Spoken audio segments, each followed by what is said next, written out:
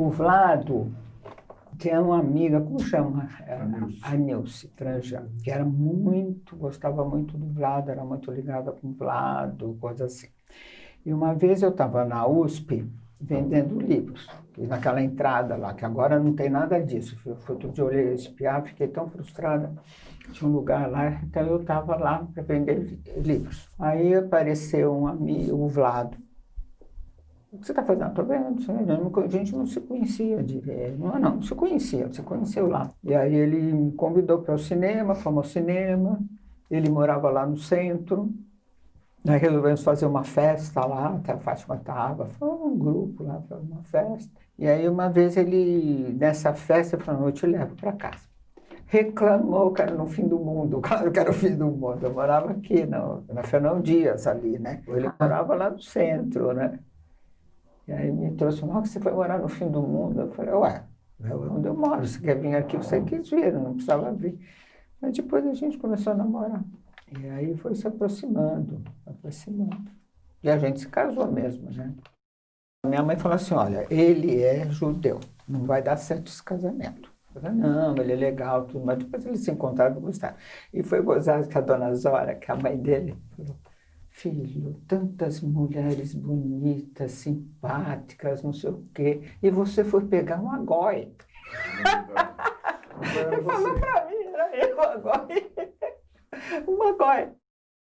Aí eu fiz uma festa em casa. Eu trabalhava lá na Última Hora, chamei todos os amigos lá, fez um baile na casa da minha mãe, na casa dos meus pais. Fizemos lá uma festona. Porque minha mãe falou, ele não vai casar com você. Não vai, é goi. Você goi, pede pra ele. Não sei o quê. Mas não, sempre foi legal. Nunca ele berrou, nunca nada disso. Dele ter berrado um filho comigo, nada, nunca. Sempre bom, a relação muito boa deles. Eu trabalhei, na Última Hora ele trabalhava no Estadão.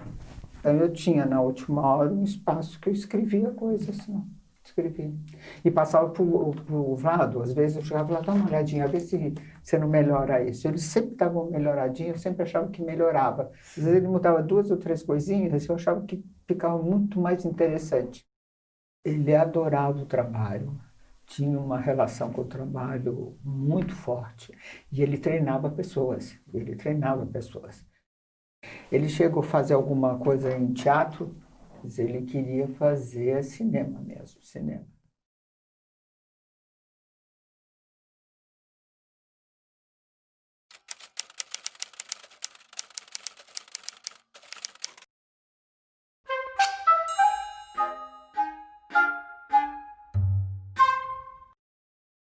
Eu sou Rui Otaki. Eu nasci na casa onde eu vivi a minha infância, na Moca.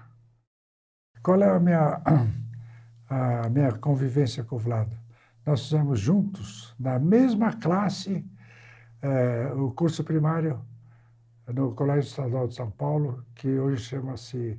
Hoje é Colégio Estadual de São Paulo, na época chamava-se Colégio Estadual Presidente Roosevelt. Além de estarmos na mesma classe, nós moramos muito próximos um do outro. Então, frequentemente, a gente ia ao colégio, à escola, juntos. Daí surgiu uma convivência assim, muito gostosa. Morávamos a 3 quadras. E na mesma classe, né?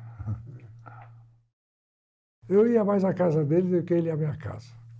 A casa dele tinha porta, entrava por um corredor aberto, que ia até o fundo, até o quintal, e abrindo para esse corredor, tinha a sala, o jantar, os quartos.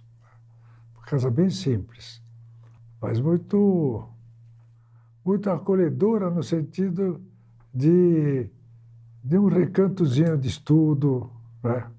Eu não cheguei a conhecer bem o pai dele, mas eu sei que o pai dele estimulava muito o estudo, né?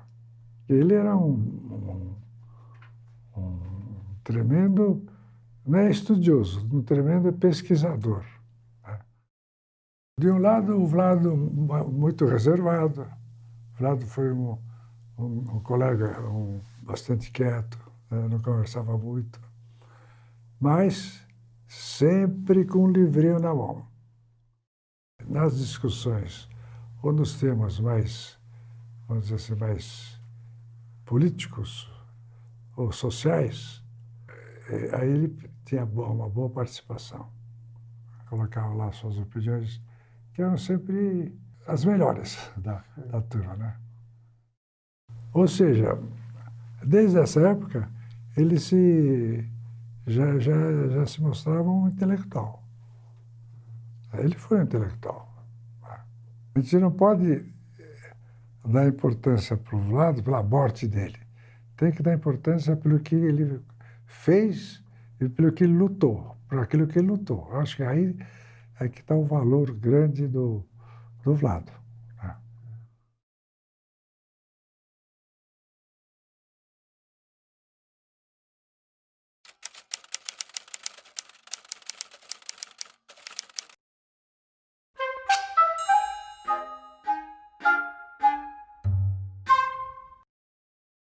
Eu já estava, de novo, sentindo que as coisas lá no Rio estavam ficando tensas, por causa da minha atividade política, e tem ameaças da repressão. A minha relação com o partido também não estava boa.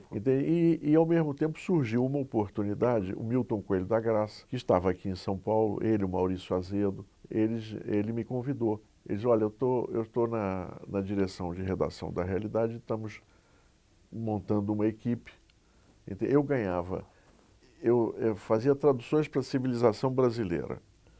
Eu trabalhava na agência Reuters e trabalhava no O País com Z, onde eu era o editor internacional, fazia esses artigos, né?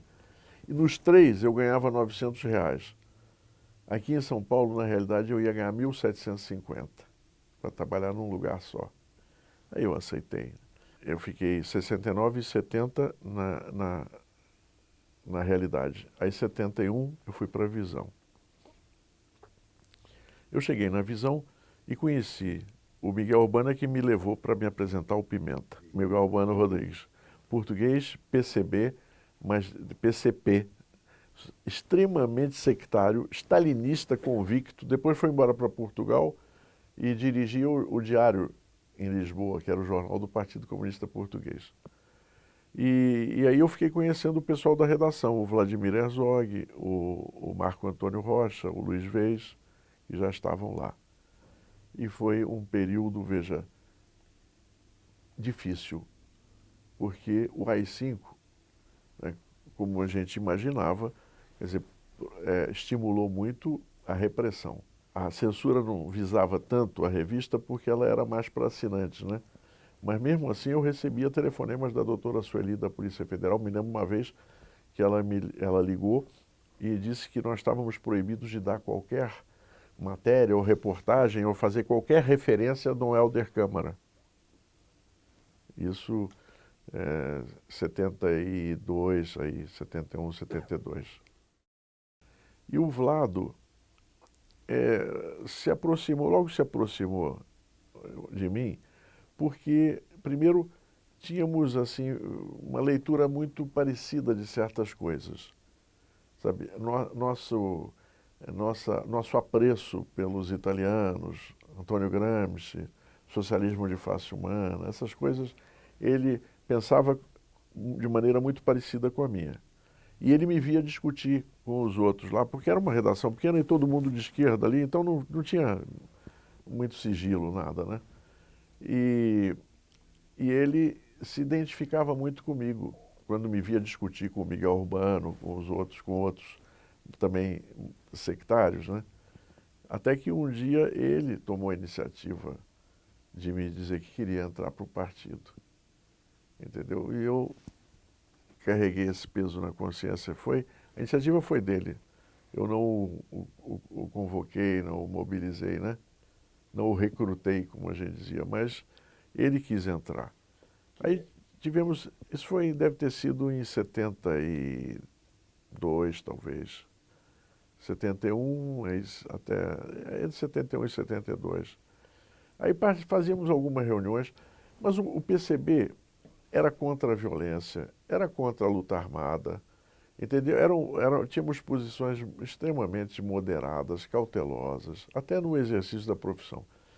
éramos, eu não diria que éramos um clube de intelectuais, mas éramos parecidos, sabe? Nos reuníamos para discutir como enfrentar a censura, como contornar os obstáculos, entende? Mas não significávamos nenhuma ameaça ao governo, né?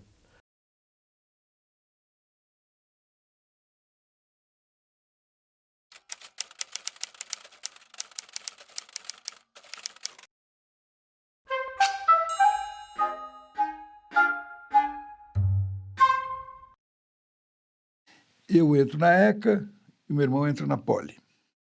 Quando terminou o primeiro semestre, a gente tinha tido uma experiência muito esquisita, porque grande parte dos professores não dava aula. E eles tinham uma postura democrática, que era eleger os temas e propor aos alunos que fizessem seminários para dar em classe. E aquilo que parecia uma coisa participativa, democrática, na verdade era um desencargo de consciência, porque grande parte dos professores não tinha qualificação ainda para dar as aulas. E a gente sentia falta de atividade para... Não tinha jornal laboratório, não havia agência Universidade de Notícias, não tinha o jornalzinho do centro acadêmico. Então, era uma escola de comunicações sem meios. Quando foi em setembro, outubro, nós montamos uma chapa e ganhamos o centro acadêmico, a turma do primeiro ano. Aí teve eleição dos alunos para o conselho interdepartamental, etc. O fato é que nós combinamos o seguinte: das 10 ao meio-dia, seminários e debates. O centro acadêmico conquistou, depois por lei, que o sábado era nosso. Essa é a pré-história do Repórter do Futuro. Cursos e atividades, que podia passar um filme, podia ser uma mesa redonda, coisas que eram possíveis na ECA, que não era possível na Poli, nem na Direito, nem, que eram todas cheias de tradição, mas no caso da ECA não tinha tradição nenhuma, nós faremos as tradições. É um curso, embora de jornalismo, grande parte, mas que não consegue ter ligação com a atualidade, porque já tem todas as aulas programadas. Então a gente inventou que sábado era o dia da gente tratar seminários de debate, essas coisas da atualidade. E chamar para vir falar no sábado as pessoas.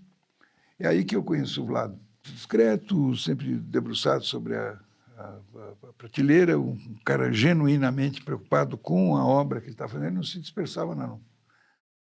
Existia aqui a redação dos sonhos. Então, tinha Miguel Luano, o Rodolfo Konder, o Luís Reis, o Marco Antônio Rocha, o Antônio Cristo, o Fernando Moraes, etc. Existia uma redação que eram os professores que a gente gostaria de ter. Então, iam para lá, para a redação, para convidar a pessoa. Rodolfo Konder veio falar, Miguel Urbano Rodrigues veio falar. Mas a gente também ia lá para aprender. Ou o Renato, que estava na Veja, ou o pessoal da Visão, faziam esse trabalho de grande reportagens, e ao publicar, eles estavam criando esse documento que nós não éramos capazes de fazer. Porque o que a gente estava fazendo, na verdade, porque era uma outra forma de fazer política. Esta redação, a gente também queria engravidá-la com pautas. Não era só ir lá puxar o saco. Nós tínhamos coisas que a gente sabia e que eles não sabiam. Nós éramos uma espécie de repórteres. Ou seja, isso para quem está numa redação de uma revista semanal, que tem grandes articulistas, mas poucos repórteres, que era o caso da Visão, ora, eu posso avaliar o que era de interessante para eles um cara que nem eu. A Visão tinha produzido uma análise sobre a crise política e cultural que nós não seríamos capazes de fazer. Não tinha nenhum comitê central, comitê estadual, comitê universitário capaz de produzir. Esse intelectual coletivo não era capaz de produzir um documento como era possível de ser produzido na Visão, com o Vlado podendo mover não sei quantos repórteres, e ele juntava tudo isso e, portanto, mas isso aí ninguém vê, porque a Visão é vista só pela elite econômica, etc. Não, tudo bem, mas nós vamos reimprimir e distribuir para nós. E aí o tal dos grupos de estudo, que aconteciam de fim de semana, eles funcionavam como uma sementeira. Então teve muita gente que aprendeu com a Visão sem ter nunca comprado um exemplar, que aprendeu com o Vlado sem saber que era ele, porque ele não assinava, ele era o editor.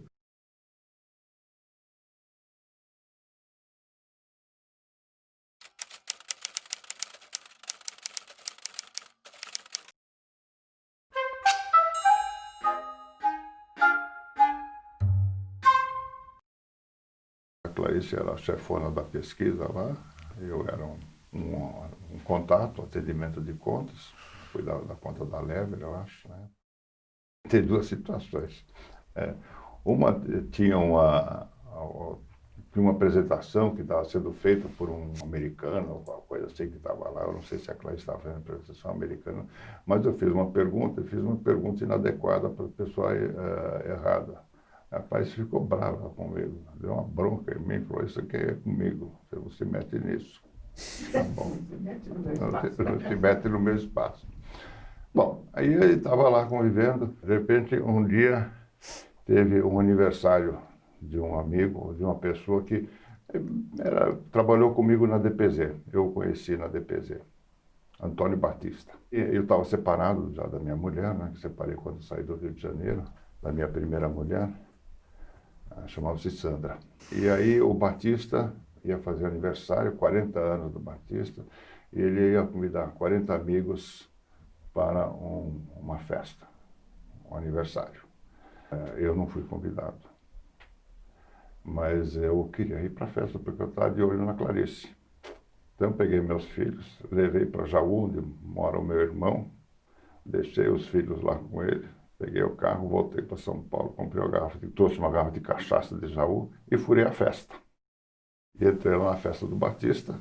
E aí aí tinha um monte de gente dando em cima da Clarice, e tinha uma mulher que estava interessada em mim, mas eu não estava interessado nela, e a Clarice estava lá. Aí a gente saímos juntos, acabamos nos encontrando e estamos juntos até hoje.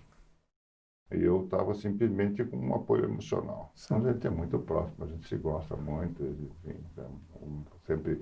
Enfim, conversamos. Os filhos, claro, tinham uma certa residência. E um dia na mesa de jantar, a gente tinha uma salinha lá, e nessa mesa de jantar o Ivo uma vez falou assim, você não percebe que você é uma pessoa perfeitamente dispensável nessa casa?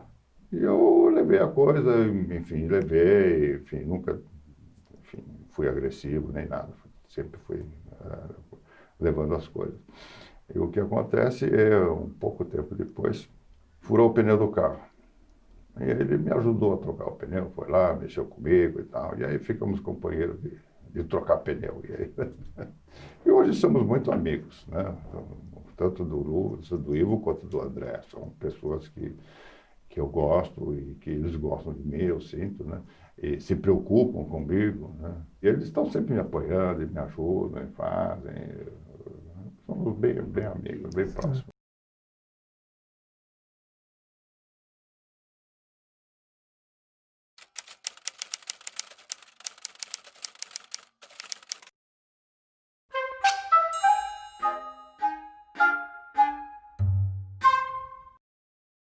Em 1962, o Birri, sua mulher e as pessoas vêm da escola de Santa Fé para São Paulo e ficam hospedados na casa do Vlado. Por sua vez, eu venho a conhecer o Vlado através de quem? Através de uma moça chamada Lucila Ribeiro, que posteriormente casou com o Jean-Claude, que tinha sido colega de ginásio da minha então companheira, Amazonas Alves de Lima. Que ela e Vlado e Capovilla estavam próximos da Cinemateca. Então aí eu passo a conhecer Vlado e passo a conhecer o Fernando Birri. Né? Então ver os filmes dele. De 62 a 65 comecei a frequentar esse círculo de Cinemateca. Né? Pessoas que eu conhecia, quem que era? A Lucila, né? O Vlado, o Capovilla, o da Andrade, o Thomas Farkas, o Paulo Emílio Salles Gomes. Comecei a conhecer essas pessoas nas projeções, do Vlado mais próximo, porque estava trabalhando junto com a Lucila. E conheci de uma série de oportunidades, e o Farkas entra em contato com esse pessoal, junto com o Vlado, vamos fazer o que nós vamos fazer. E junto com o Vlado e o Capovilla começam a montar a história do subterrâneo de futebol, com o Sarno começa a montar a estrutura do Giramundo, uma ligação que tinha no Rio através do então diplomata Arnaldo Carrilho, consegue uma coprodução do Ministério das Relações Exteriores para o filme do Paulo Gil, que é Memória do Cangaço. Então, essa coisa começou a, não tudo filmado ao mesmo tempo, mas contemporaneamente. Filmamos aqui, filmamos ali, filmamos assim. Quando chega acho que em agosto, a gente tinha que confirmar a data com o Ivo, com os padeiros, o Vlado recebe o acordo para ir trabalhar na BBC de Londres. Aí me convida para entrar no lugar do Vlado. Por isso que eu tenho a minha primeira oportunidade do que eu chamo, não destino, mas o que eu vou contar a história do Fernando Birri, que ele fala, não existe destino, existe um ordenamento, uma ordenação de casualidades. Mas como é que é isso? Se o Vlado não tivesse ido para a Inglaterra, eu não teria começado a fazer cinema. Como é que eu faço o meu primeiro filme? Por quê? No filme Viramundo, do Geraldo Sarno, ele conhecia o pessoal da Bahia, Capinã, Caetano, Gilberto Gil, da Bahia, que já estão fugidos em São Paulo, né? Ele tinha convidado o Capinã e o Caetano para escreverem a letra e a música da canção tema do Viramundo. E quem iria interpretar, e interpreta no filme, é o Gilberto Gil. Ele cantava as coisas, o Gil cantava coisas, o Caetano cantava, o Bethânia cantava. E fiquei próximo do Gilberto Gil. Ouvindo as canções do Gilberto Gil, eu falei, Gil, tem 5 canções suas que você cantou, se eu permitir, eu faço um curso. Ah, pode fazer. Então, eu fiz, o meu primeiro filme é um filme com canções do Gilberto Gil, que eu não teria conseguido se não tivesse sido, sim, quer dizer, é um encadeamento de casualidade, né?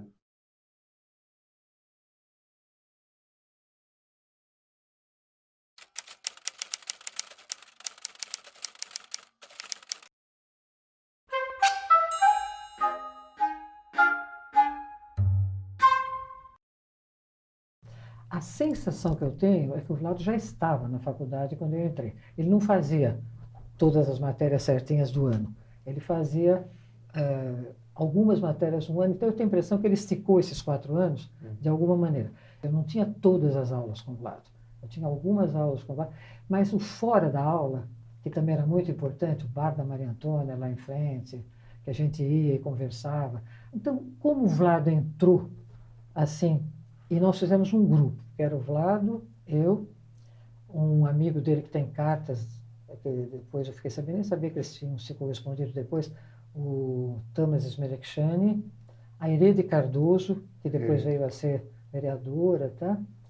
Nós ficamos um grupo muito, não fechado no sentido que não, muito permanentemente juntos, né? Muito permanentemente juntos. A gente ia estudar lá em casa, porque era quem tinha aquele espaço isolado, podia fechar a porta, né?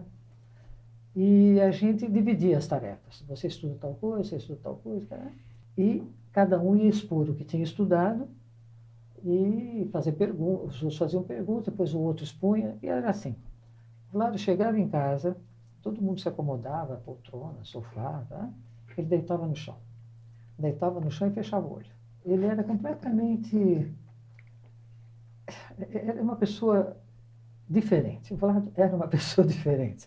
Talvez por isso ele marcou tanto. E a minha mãe, de vez em quando, ia trazer um café, uma coisa assim, e ela me perguntava, mas esse rapaz está estudando? Ele está sempre dormindo? E eu não estava dormindo, absolutamente. Mas era uma atitude assim de, né, no chão, estendido, de olho fechado. Agora, quando vinha a pergunta certeira. Quando ele expunha, vinha a exposição certeira. Então, ele sempre surpreendia, ele estava além. Ele estava além do que aquela coisinha frágil que ele era, né? Parecia. Ele estava sempre a mais, além. Além da faculdade, onde eu tinha essa interlocução com ele permanente, ele fazia um monte de coisas fora, né? Ele fazia artigo para revista, fazia artigo para jornal, fazia colaboração com os cineastas da época, porque ele era muito ligado à Cinemateca. Foi ele que me levou para lá, inclusive. Ele era muito ligado à Cinemateca e muito amigo. Ele não trabalhava na Cinemateca, ele não era contratado pela Cinemateca. Mas ele era uma pessoa assim, absolutamente prata da casa, né? Ele era muito ligado à Cinemateca. Ele era um homem de 7 instrumentos ligados à comunicação. O que ele queria mesmo na vida era se comunicar, ou através do jornalismo, ou através do cinema, né? Ele achava que era uma responsabilidade social, né? E nisso a comunicação era fundamental, né? Então eu me lembro que naquela época ele era assim um apaixonado pelo documentário e era um apaixonado pela ideia de que o cinema era a arte que podia... Não que ele desprezasse o cinema como arte, né? Ou seja, como fazer cinema, como é que um filme é bom, outro é mau, no sentido cinematográfico. Mas, para ele, o fundamental era a responsabilidade social do cinema. Era a arte que punha a realidade para você ver. Quer dizer, era a única que podia pegar aquela realidade ao redor, botar dentro de uma arte, que era um invólucro bom para você jogar para as pessoas, e fazer as pessoas verem o que elas não viam no nariz delas. Através da arte, elas conseguiam ver. Então, ele, por exemplo, naquela altura, ele tinha uma das coisas que ele fazia, ele traduzia para a editora Abril histórias em quadrinhos. Pato Donald, Mickey Mouse, essas coisas. E eu, naquela altura, ainda vivia de mesada.